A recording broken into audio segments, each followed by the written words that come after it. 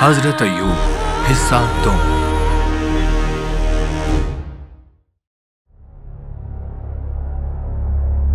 कुछ दिनों के बाद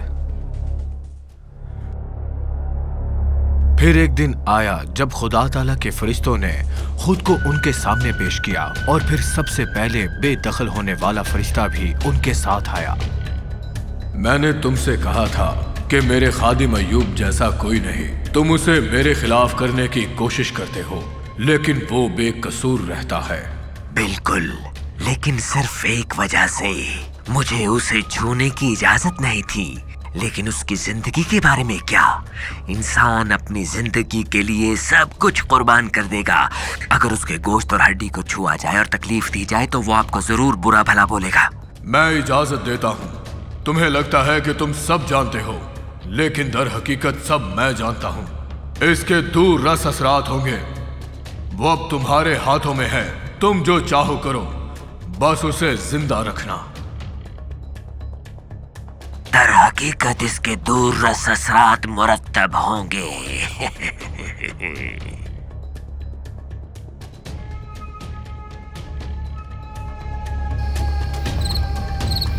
अय्यूब, तुम क्या कर रहे हो? मेरी जिल्द में खारिश हो रही है। मैंने कभी ऐसा महसूस नहीं किया। सो जाओ अय्यूब। अय्यूब, क्या तुम्हें दर्द हो रहा है? क्या हुआ है अय्यूब? ओ नहीं, मैं तकलीफ में हूँ। मेरा पेट, मेरा सर, मेरा सांस, मेरी जिल्द। खुद को देखो। क्या तुम अब भी कहते हो कि खुदा ताला का नाम मुबारक हो?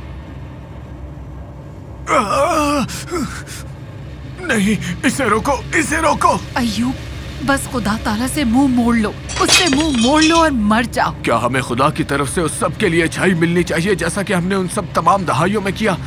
मैं दूसरों से ऐसी बातों की तवक्को कर सकता हूँ, लेकिन तुमसे नहीं। और अब मैंने उन्हें भी खो दिया।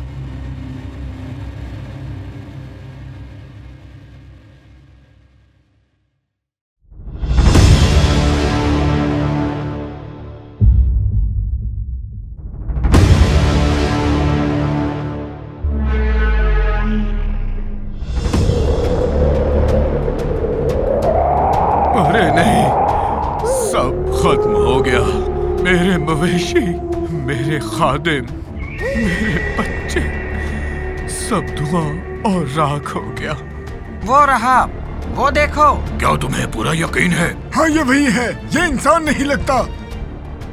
अय्यूब, हम खबर सुनते साथ ही आन पहुंचे हैं। पहले ही तुमने सब कुछ खो दिया, अपने बच्चों समेत। और अब ये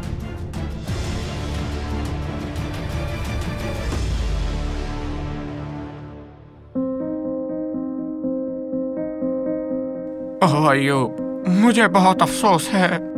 हम तुम्हारे साथ सोग मनाएंगे, राख के जरिए सब करेंगे। शुक्रिया मेरे दोस्तों। उनके दोस्त उनके साथ खामोशी में 7 दिन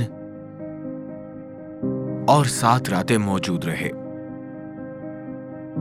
जब तक कि मैं उस दिन पर लानत करता हूं जिस दिन मैं पैदा हुआ था। ग्रहण में मशरिकैन का कहना है कि सूरज ग्रहण में लावी सूरज की रोशनी के लिए गहरी छलांग लगाते हैं।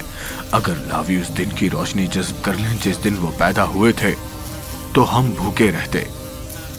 लेकिन उस दिन अंधेरे पर लानत की गई। तुम क्या कह रहे हो?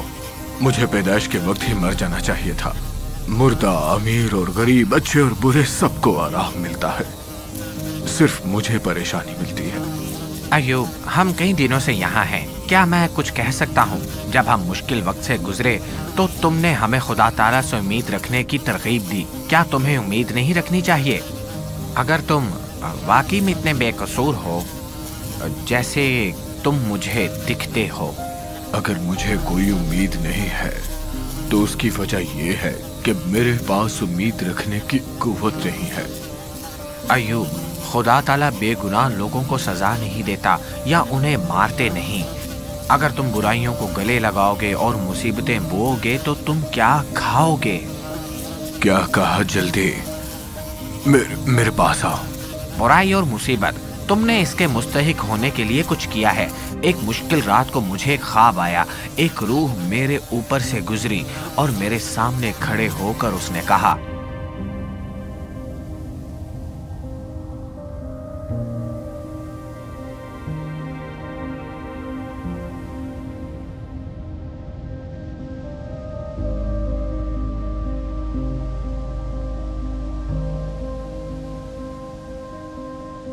अय्यूब, मेरा मशवरा ये है, मेरे सालों के तजर्बे और मुशाहिदे से खुदा ताला की तलाश करो और खुश रहो, क्योंकि खुदा ताला ने तुम्हारी इस्लाह के लिए इंतखाब किया है। कैसे खुश रहूं? वो तुम्हारी मदद करने के लिए ऐसा करता है। वो तुम्हें जख्मी कर सकता है, लेकिन वो जख्म पर मरहम भी लगा देता है। अपने सख्त गुनाह से तौबा करो और तुम ठीक हो जाओगे। एलिफर, क्या मैं कुछ कह सकता हूँ?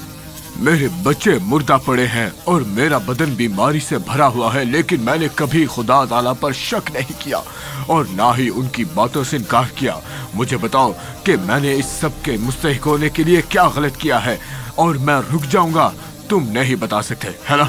मेरी आंखों में देखो एलिफर, जब मैं कहता हूँ कि मैं बेगुनाह हूँ तो देखो कि मैं झूठ बोल रहा हूँ या नहीं।